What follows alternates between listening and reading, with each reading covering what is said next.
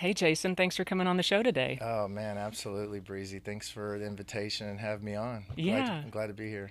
I'm glad to see you. It's really nice to get caught up and hear what you guys have going on at OSP. We were just talking before about being in the Permian and connecting in the last year and a half, and how much growth you can really experience, like starting in the Permian and then expanding. And that was something that you'd mentioned to me a little bit about OSP and the growth of your company. hmm Absolutely, yeah. I mean, a lot of people don't realize, they kind of look at us now in our current form. We established in 2018. Brad and I founded the company, and even though we have a global footprint now, and more offshore, at the end of the day, our roots come from West Texas and the Permian, and just like where you and I met, and kind of when you were early in putting this thing on, and some of the things we talked about starting things with kind of grit and grace from your perspective, Mm-hmm. and what it takes to get started and survive in the Permian. It was really it's the foundation of our company. It says a lot about who we are. I think anyone who's worked out in the Permian Basin can attest that it's very competitive. It's very fast paced. It separates a lot of people, Yep. and it really, I think, helped us and prepared us for the scalability and the growth that OSP has seen over the last 8 years. Mm-hmm. Yeah, absolutely. And so when you guys started in the Permian and it's evolved, was there a specific time when you got out of the Permian, it was time to scale and move into some different markets, or did you have a really strong root developed in the Permian? That's a good question. I think a lot of kind of how we've approached the market and a lot of our DNA and the fabric is really kind of how Brad and I met back at Blackhawk, and that's where a lot of our history comes from being a technology based, very service focused, uh, client focused company, and from there we met back in wow, 2010, right before Macondo, and wow, what a situation that was for us at the company at the time, and him and I end up working more together internationally. Doing a lot of drilling stuff, well construction, intervention, fully integrated projects around the world, and that really helped us when we started OSP to kind of give us that perspective of what we wanted to do eventually, which was, when we first started, we didn't know. We talked about being intentional Mm-hmm. and start with the end in mind. We always talk about that. And when we first started OSP, it was really about just wanting to get back, to pay the bills, just get back, doing something we loved. Mm-hmm. We've always liked drilling. We've always liked being on the rig, getting dirty. And in the early days, it wasn't pretty.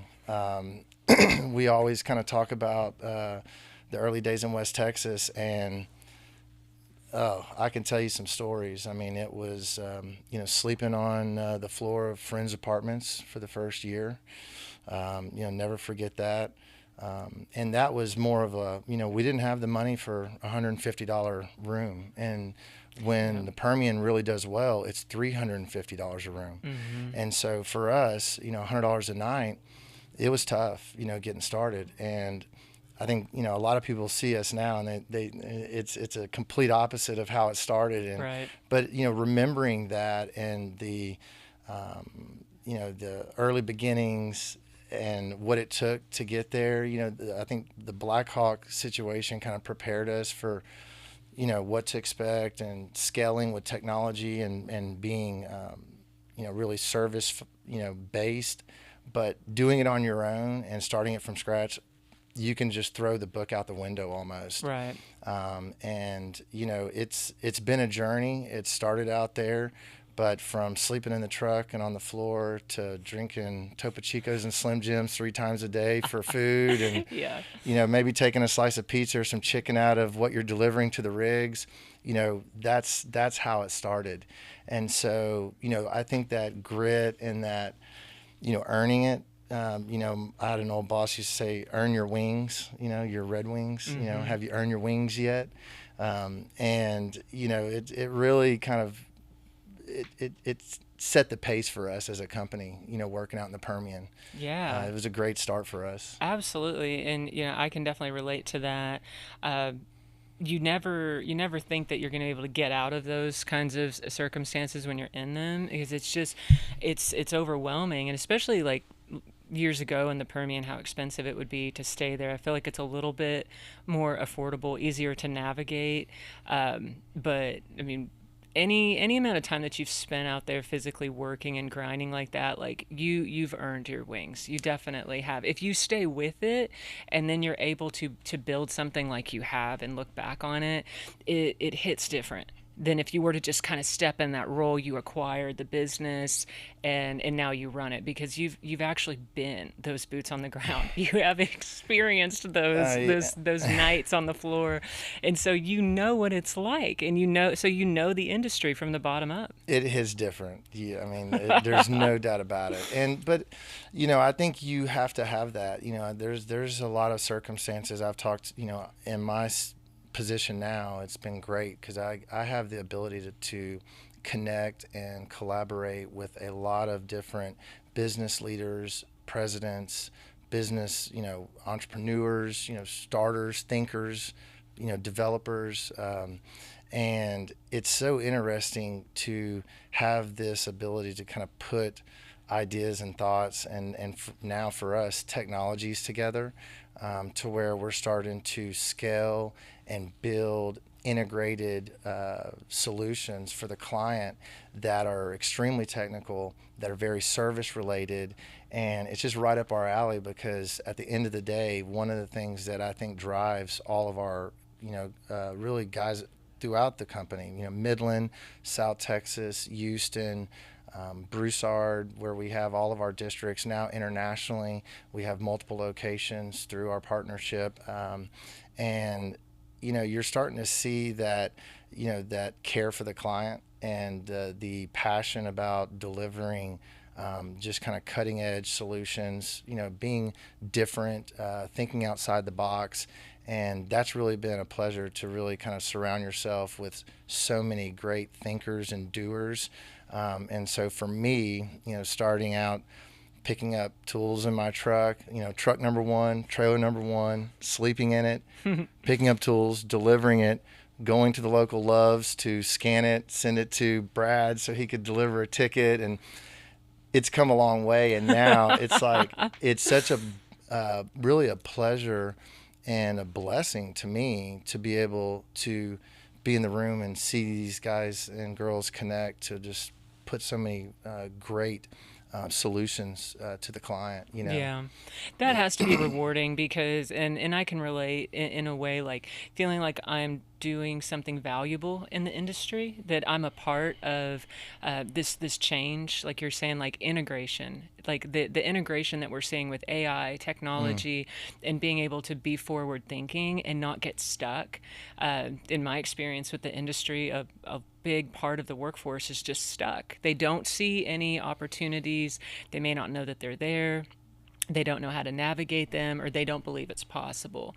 But in my experience from doing my show, I've interviewed all kinds of people. I love walking away feeling inspired and more Mm. knowledgeable. That's what the power of the Permian is. It's the collective. It's the sum of all the parts together to show not only what we do in the industry, but how a lot of it's cutting edge. A lot of it is environmental stewardship, Mm-hmm. and being able to create something that did not exist before. And you can see that in so many different sectors of this Mm-hmm. industry. Like, the sky really is the limit, but you've got to be able to figure out how to start it and make it work in the beginning, when it just, like, you're just kind of holding it together and trying to keep the wheels turning, Sure. to then being able to transition and evolve into these rooms of leadership and people that have done it that you can learn from. Mm-hmm. And that I feel like is very important when you're trying to grow, is that you're being intentional with your growth, but you're seeing people that have the product of that growth. Like you can look at their path and say it's doable. They can mentor you. You can watch and learn. But if you're always surrounded by people that hit that glass ceiling and stay, then it can be really hard to break it. And so you do have to be intentional also with what you surround yourself with. 100%. And, we talked about Blackhawk a little bit. I worked I had the pleasure of working for a gentleman named Billy Brown at the time. And, he was a visionary. He was very demanding, very competitive. He loved technology. He loved company culture, engaging with clients on and off the field, as we put it. We talk a lot of competitive terms in OSP, probably because I'm an ex-athlete, and so I always tell Okay. people on and off the field, and they're like, "What are you talking about?" I'm like, That's At so work, funny. Yeah. And so I kind of, on and off the field. Billy was really about being a competitor and a professional on and off the field, and so we kind of had that playbook, like you're talking about, and a little bit of tribal knowledge to carry on.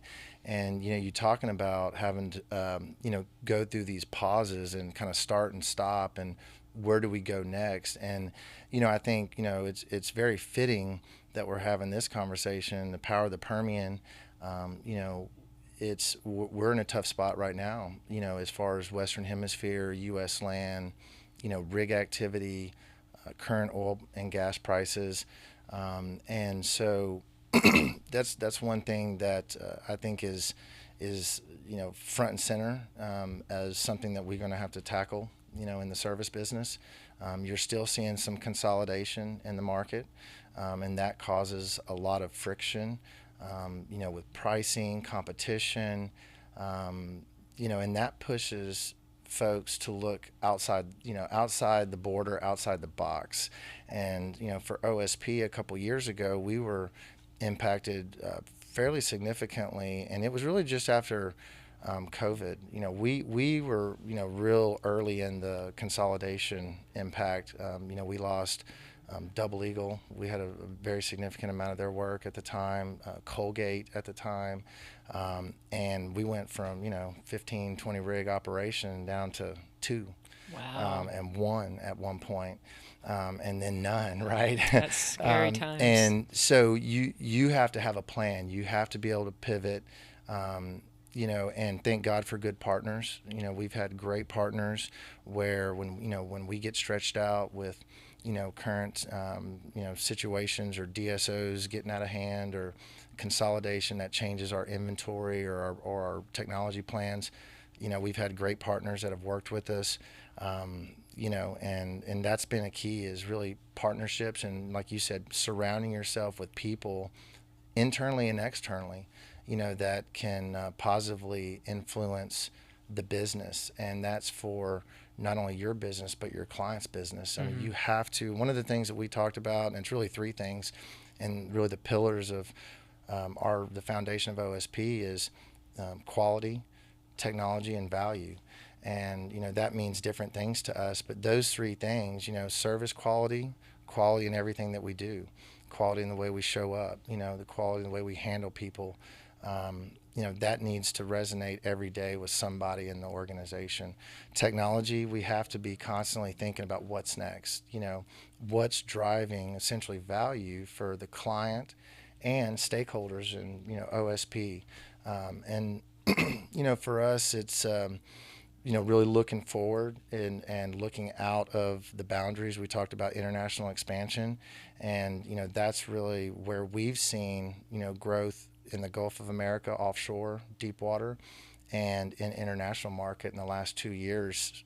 Because of a lot of the consolidation on U.S. land and the pricing pressure, and having that ability to grow into those new markets has really opened the door for us.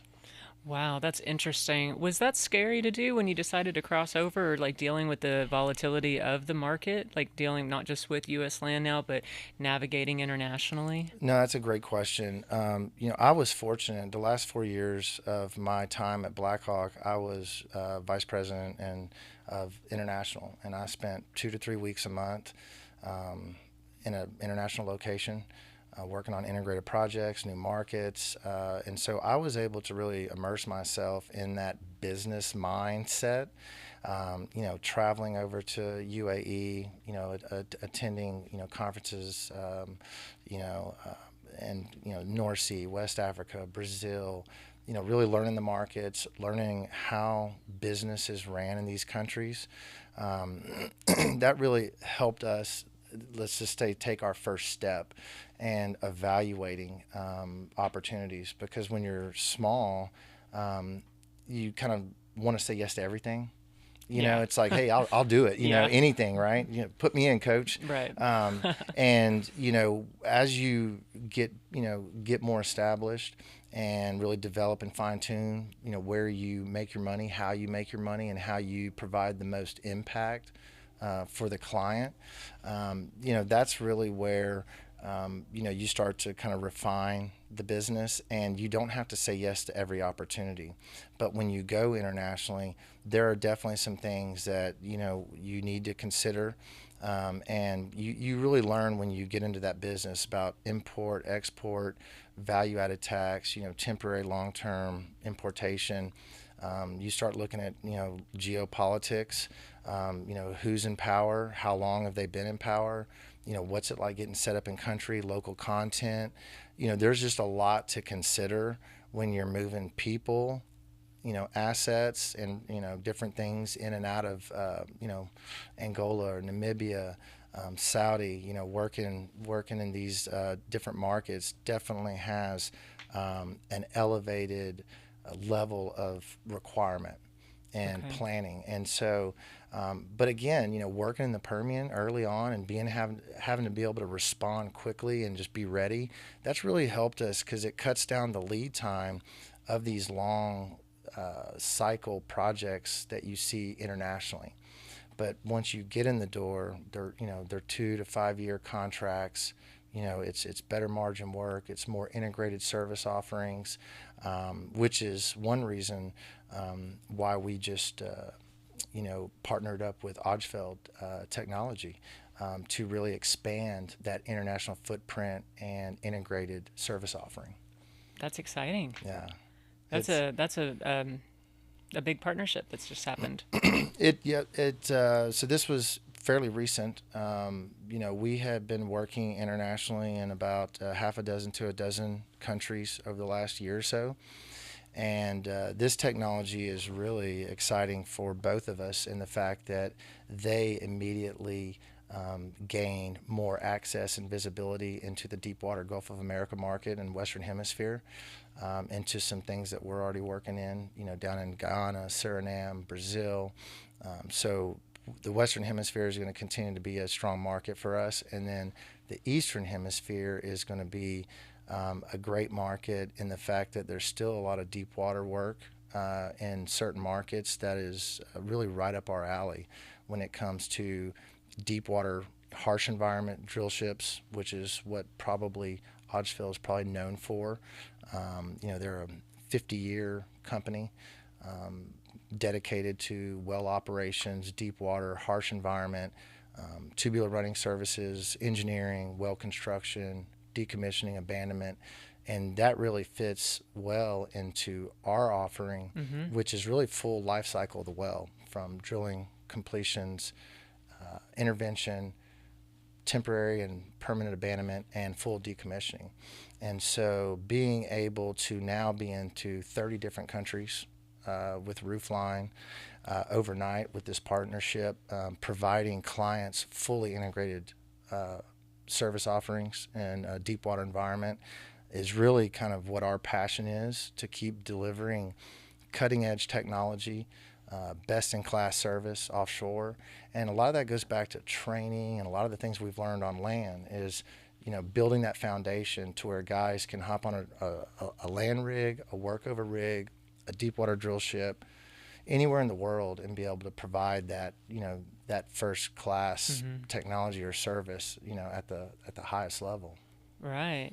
Yeah, that's amazing. And you guys haven't been doing this very long to have achieved that much, like to be so spread out. internationally. But like you said, it makes sense though, like how that was a natural progression for you with starting in the Permian, but having all of that work history going overseas, where you were able to speak that market fluently. Hmm. Where to someone else, it feels so foreign and like closed off. Like Sure. it's like really difficult to navigate, but to you it kind of came second nature. So with the right team in place, you guys work very well together and these partnerships, and it's a lot of it's about strategy and being futuristic and obviously like looking at like what you've learned, what you've built, and building that solid foundation like that really sets you up to be able to expand and to be able to do it quickly Hmm. and like without having to have so many barriers to work through. And you talk about kind of the future and expanding. One of the things that we're working on is kind of, in my mind, very futuristic. One of our goals internally this year was to be more digital. And it's like, well, what does that mean, Jason? That's another thing we've been working on at OSP is communication, and really kind of understanding the why. And I was kind of cornered the other day. What's the why? Tell me the why. And I think being able to communicate where we're going and what we're doing, and then really communicate internally is how are we doing. We've had to look real hard at, I would say a lot of people refer to them as KPIs, but really our performance. And I think a couple years ago, we really kind of took a second look at corporate governance as a whole, and how we were performing. We started setting better dashboards on what good performance looked like, and then how certain things were affecting our business. And now we're looking at where's the business going. And we talked a little bit earlier about what's next for OSP, and outside of international expansion, we're working on a couple really unique projects, a lot of new technology. Some of it's kind of joint client based, very specific stuff that we're working on for different applications, high pressure, high temperature, deep water, 20,000 psi, and that's opening up new markets for us. And we're also looking at how sensors and data and AI are coming into play when it comes to downhole and surface tools. So Mm, being able to capture downhole temperature, downhole pressure, being able to relay that quickly, whether it be real time or just a slight, 8-10 minute delay, and be able to understand what's happening on a well next to you, what's happening on your well.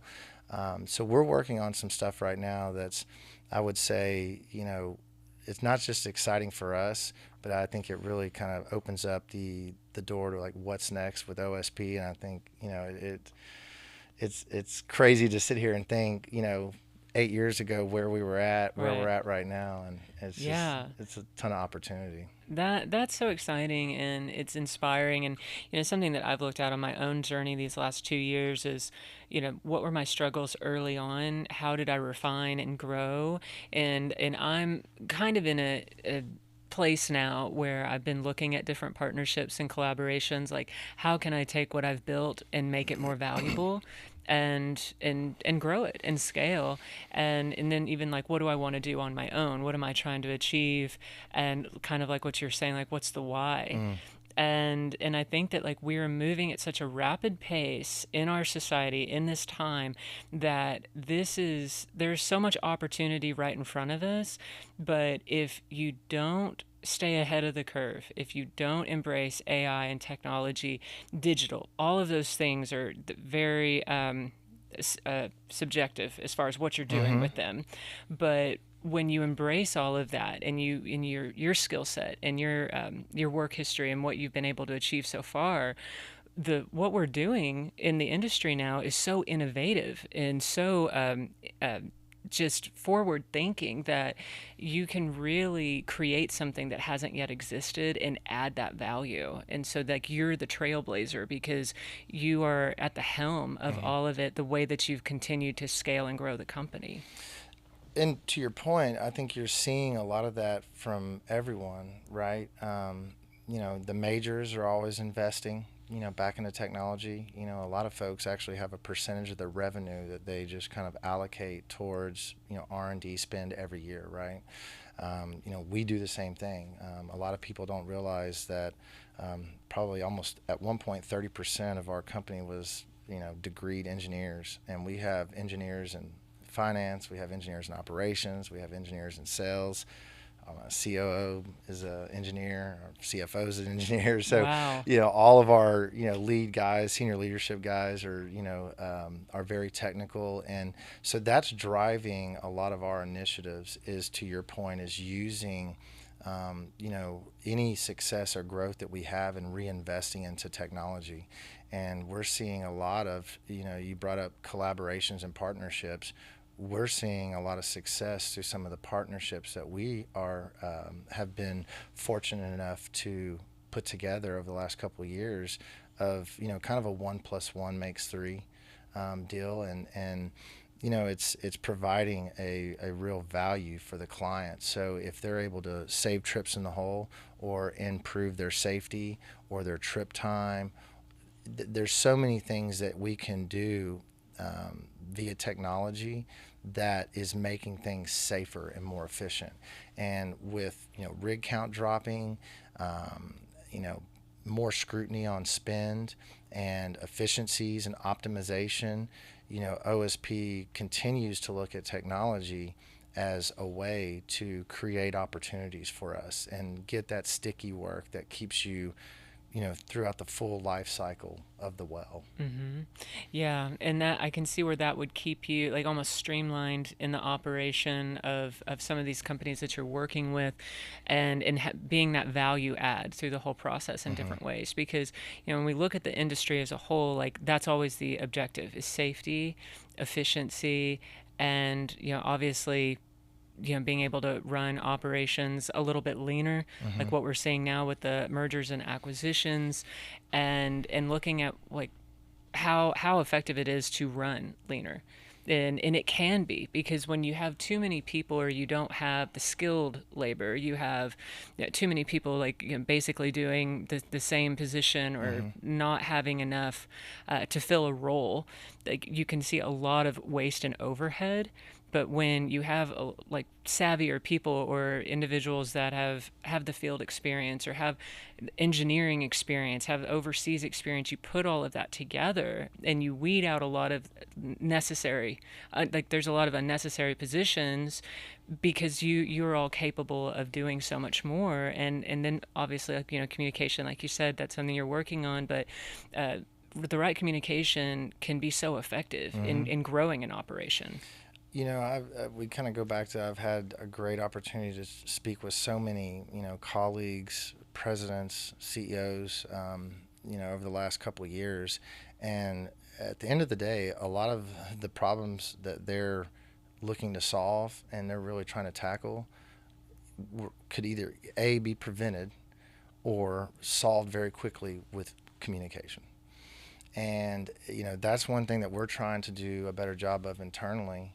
And I'm usually raising both hands when people are guilty at stuff on what we need to do to get better. So, I'm trying to really embrace that. And just like you and I had some very uplifting coffee conversation years ago about you wanting to start a podcast and me trying to navigate the um, the aftermath of COVID and Permian consolidation. It's just putting it together. Yeah. You know. Yeah. Well, and I mean, I can be my own worst enemy. Is if things slow down or I hit a wall, it's like you start taking personal inventory and figuring it out. And it can be really difficult to navigate because you have the market fluctuations, you have everything is saturated. Like, how do you set yourself apart? How do you find the right people to work with? And how do you keep going? And I've had to like break down a lot of walls, but I've done that my whole life. Mm. And I think that you realize that's part of the journey. It's like you sometimes you just have to figure it out and stay in it, stay in the pocket. Well, as I think Tyson said it best, everyone has a good plan until they get punched in the mouth. And Yeah. so, COVID was a mouth punch. M&A was a mouth punch. We've had downturns. Everything going on, right? It seems like our industry, is every 2 to 4 years there's some kind of up and down and new grass fire that we have to all rush to. And Mm-hmm. again, to your point, just having a plan, you know, fine tuning your communication. What are you trying to achieve? When you're a David and Goliath scenario in our industry, we have to use our size to our advantage. So when things happen in the industry, we have to really respond quick and then communicate that, right? We kind of talk internally. It used to take us 6 to 8 months to make financial decisions or key decisions in our business. Then it kind of went to 4 to 6, then it went to 3 to 4, and now with good feedback, I had a great mentor for a little over a year or two during our journey that really opened my eyes and the company's eyes to just better performance indicators and being able to identify those and then communicate that to the organization, like, this is what a healthy company looks like, this is not. Mm. And just how do you communicate that, right? We work in an industry that is fast paced. Some folks don't have a chance to really sit down and engage and understand it fully, so training is key. And every guy that, from the shop to the district manager to our directors and our VPs, they need to understand all the levers that they can pull to ensure that the company is operating as efficiently as it can, no matter what the rig count, no matter what environment. Mm-hmm. Because as we've seen over the last couple of years, you really can't change oil price. You can't change rig count. You can't change when your biggest client gets bought out. Mm-hmm. But what you can change is your profitability, and get ahead of things, and pull those levers, as we say, to ensure that you can sell forward in whatever storm that comes. Yeah, absolutely. I think you get to a point where you're a mindset where it's more about being proactive than reactive. And our industry tends to be more reactive. It's everybody's always in this impending state of doom, or that like the shoe's about to drop, and it is. How do you navigate that though? That I think is what separates people, because the reason I was able to create something on my own is because a lot of things had fallen apart. Mm-hmm. And I'm like, I'm not doing this again. I'm not going to go back to that. Like that wasn't fruitful, or I did everything I could there. And I'd always wanted, I'd been, steadily working on doing something on my own, but this whole concept that I developed to do oilfield marketing with the podcast, and to be able to work with and help build brands, like Mm-hmm. just as much as these brands build Power of the Power of the Permian supports these brands. I went from an idea to now that business page has over 10,000 followers, and all it is oil field advertising. Yep. And then I incorporated the newsletter. And then but what keeps it all going is consistency. Because people always ask me, like, how have you been able to sustain this? I'm like, I show up, I try things, I see what works, like kind of a little bit like what you're saying about those KPIs. It's like, okay, this works, this doesn't. These interviews are great, these were good, but maybe this isn't right for me. And so it's always discerning. And the great thing about what I do is it's weekly. I can always look at Mm-hmm. the performance and see, like, where was I more engaged? Where did I slip? What am I learning? And along the way, like sometimes it's just behind the scenes stuff. It's housekeeping. If Mm-hmm. once you get your house in order, you can really be successful.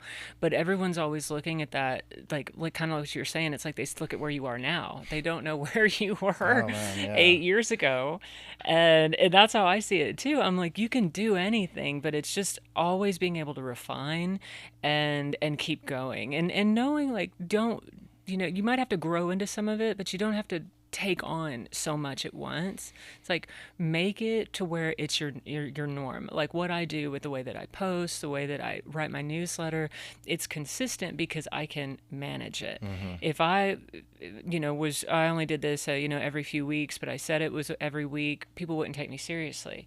It's like I deliver what I say I'm going to Sure. deliver. But I'm also like, I'm very transparent that it's what I know, and what I don't know. And so I'm always learning about the industry, but that made sense for me Hmm. because as I moved through it, I could see the changes. I could see where we have these broken links, these pitfalls, and the opportunity to insert education and highlight people and showcase what they've done. So, not only does that set you apart from your competitor, and that shows the industry like who's really leadership, but also people that don't know what the opportunities are. Like Hmm. that's always very important to me, for people to be able to see what the opportunities are. Now it's up to them as individuals whether or not they're going to go after something, but as someone that didn't know what the opportunities were, I'm gladly laying it right out there. Yeah, yeah.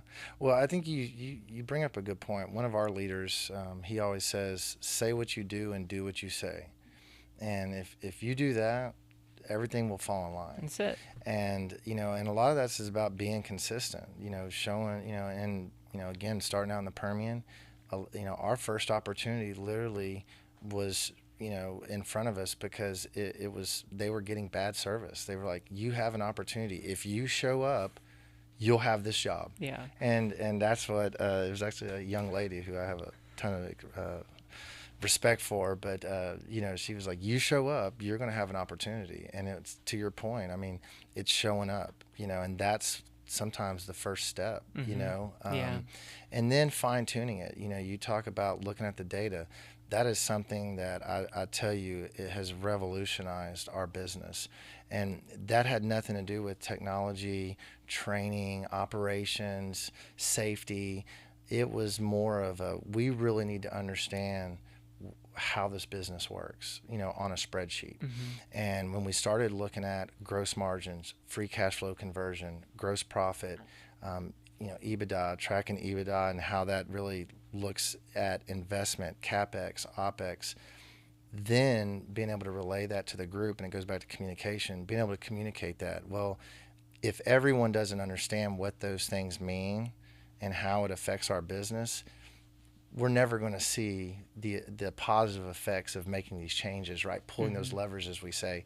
When you look at data on podcast performance, we're looking at data on everything that we do now, and then Hmm. trying to track it back to like last year, the previous year, and then that goes back to engineering, right? Looking at pressures and temperatures and how that affects every part of the design or the process, if you will. Hmm. So to your point, it's there's a lot of similarities, in every business, Hmm.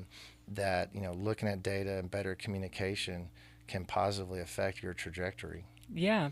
No, I completely agree with that. And it's interesting because also, like, once you know the market better, and your clients, your competition, you just have the lay of the land. Because, like, when I started the show, I didn't have much of a following on LinkedIn. I didn't know a lot of people, and I was kicking some things around, and then just kind of dropped the podcast out of thin air. And I had a feeling about it. I was just like, this is what I'm supposed to do, and I ran with it. And fortunately, it kept Yeah. it's obviously kept growing, but it was so nerve wracking in the beginning because I didn't really have a network established, which I've always done things like pretty inside out and backwards, because like you get an idea or an opportunity and then you grow into it, you Hmm. figure it out.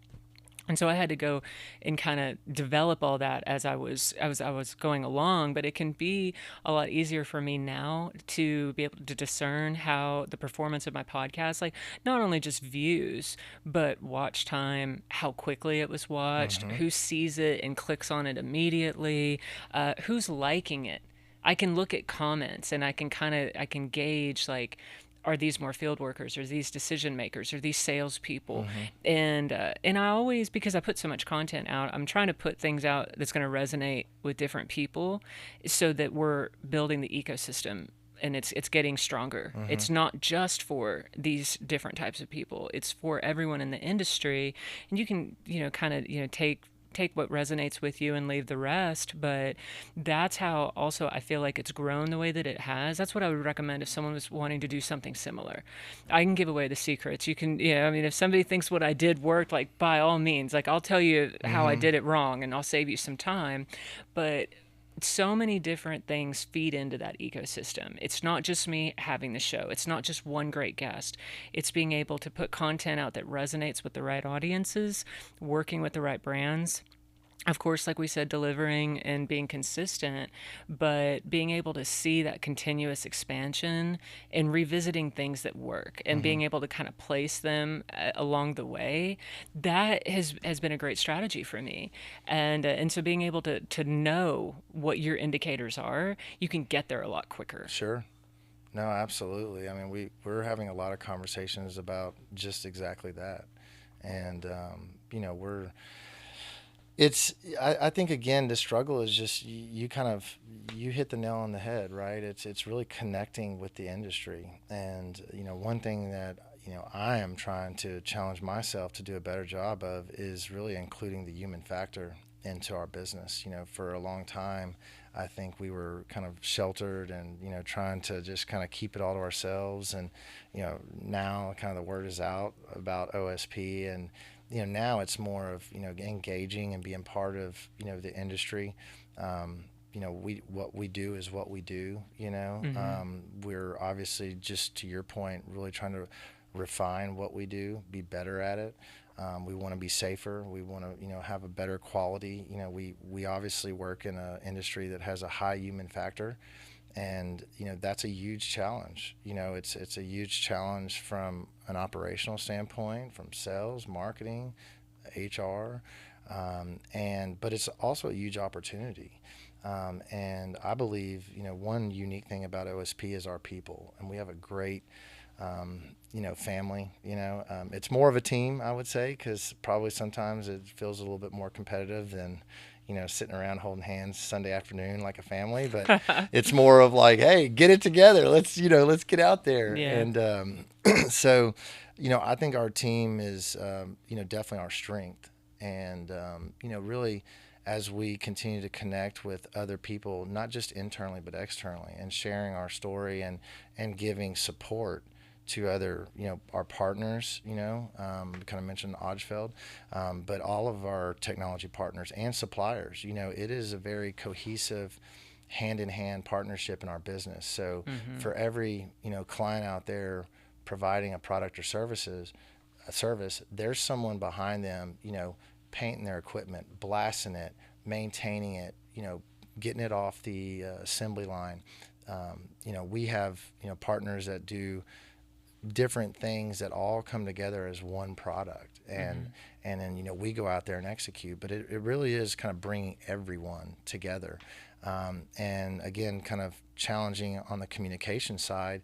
It's how do you share what's going good, and how do you talk about what you can improve on, because that's really what's going to make you better. It's Mm-hmm. it's not the stuff that's working right. Right. It's like, what's next? Yeah. How can we make it better? Mm-hmm. What are other people, you know, doing that we can do better? Mm-hmm. Or it's just looking at it from a different perspective. Yeah, I think there's healthy competition and like wanting to separate yourself, wanting to be the best. I think that's great. I mean, because like really, you're lifting everyone up when you do that because you're challenging. I mean, basically, you're challenging the status quo to improve. And I do that a lot, with the way that I present my podcast, and even like with what I was telling you, what I'm doing, like the blue collar vibe I I have now love doing that. that daily live show. Hmm. Like even the way I communicate on there, I'm like, no, if you're gonna go apply for a job, don't just show up to apply for the job. Show up early, wash your truck, dress the part, know what you're doing. And so it's instead of this desperate society of like how can I get a job, how like entry oil field, it's like go ahead and set yourself up for success because you're going to do something. Don't just aim for Hmm. that low bar and hope that somebody's going to give you a job. Show up like you're going to be an asset and you are already going to be that asset. And so I want to communicate that a lot because a lot of our blue collar industry is it feels hopeless all the time, like they just feel like field workers, and there's this big disconnect. But then I also look at people that aren't putting their best foot forward. And so it's like there's opportunity out there, but you have to be willing to grow into it Mm-hmm. and to show up and be okay with not knowing. I do that all the time. It's like I'm constantly learning as I go. I'm on the fly. I'm trying to get into different parts of the industry, and I have no problem saying what I don't know or what I'm learning. Let's have a conversation about it. Getting always wanting to get better at what I offer.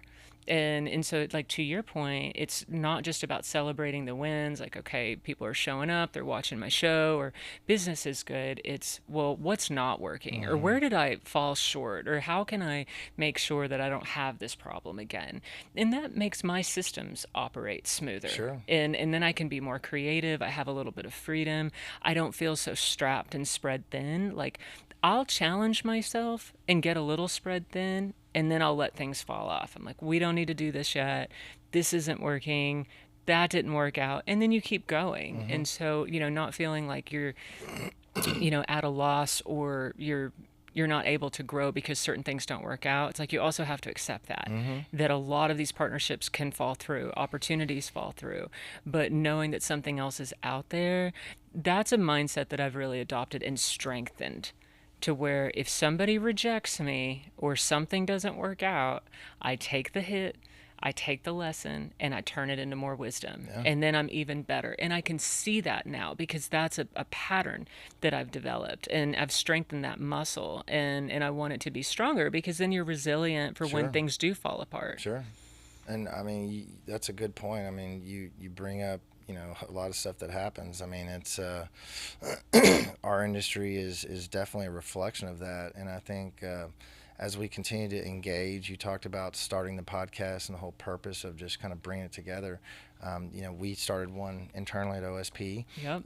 and that was again just to really, like to your point, engage and just hopefully share a little bit about what's going on that everyone doesn't see all the time. We went from 1 to 50 employees to 50 to the 100 bucket really fast, and as we continue to grow, I think engaging everyone in the front line, as we call it, the guys on the rig, the guys in the shop. Those are the guys that really make this thing run, Mm-hmm. and it's really listening to them and fostering and developing a relationship to where they know that the direction of the company is directly feeding and pushing what and taking what they do to the next level. Mm-hmm. Because we want to continue to refine and get better, just like you mentioned. Yeah. So there's a That's lot of awesome. similarities, and I love hearing your part of the your side and your part of the story, because I think there's so many things that you can compare, being in the industry, being around the environment, the hard work, the early mornings, the late nights, and the commitment and the sacrifice that everyone makes. Whether you're in the office, you're in the shop, or you're on the front line in the field. There is a big commitment from everyone, Mm-hmm. and using the podcast to say thanks and share exciting things that are going on within the company has been great for us. And it's been a little out of your comfort zone, for a lot Mm-hmm. of people.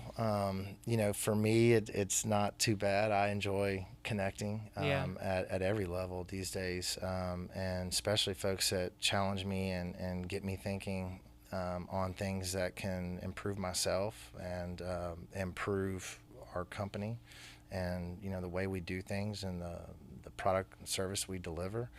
So yeah, it's I think it's just kind of fostering that environment, and I Mm-hmm. think that's just part of your culture. I do Of too. Power of the Permian, that culture. What you believe in, what you're pushing for. Same thing at OSP. From where we started to where we're going. It's really kind of refining the process. Using the data better to get better as a company as Mm-hmm. we plow forward into you know like we talked about, the digital world, AI, predictive analytics. How do we make downhole and surface tools smarter and more efficient and safer?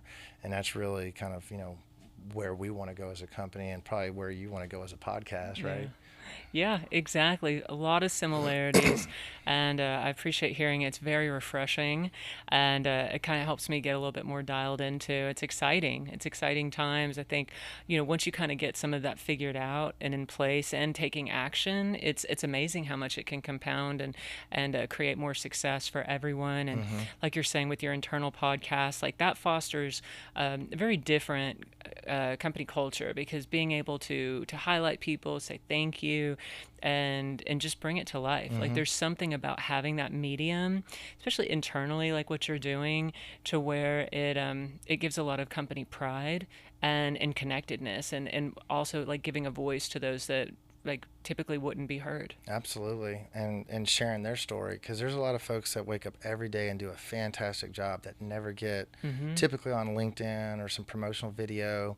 They're never going to be holding a new product unless it's going in the hole, and they're Right. covered in dirt or mud, Right. and it's like that is the story. That's the story. Right. And for us, I think I challenge myself and our guys to do is just get out there, connect with the guys, get your boots on, earn your wings again, Mm-hmm. and keep connecting in the field, keep connecting in the office. You got to really foster good communication and collaboration and connection, and really Yeah. embrace the human side of our business. Yeah. Absolutely. Well said. Well, I've really enjoyed this, Jason. I appreciate you coming on the show today. Absolutely. And Anytime. Glad we got to do it yeah, finally. awesome. I know. OSP. Really looking forward to continuing to watch the journey. Thank you so much, and I'm looking forward to the Daily Show, Yeah. if you will, Yep. and seeing where you guys continue to grow. And it's really a pleasure to be here. Thanks again for the invite. I appreciate it, Jason. And thank you, everyone, for watching Power of the Permian. We'll see you next time.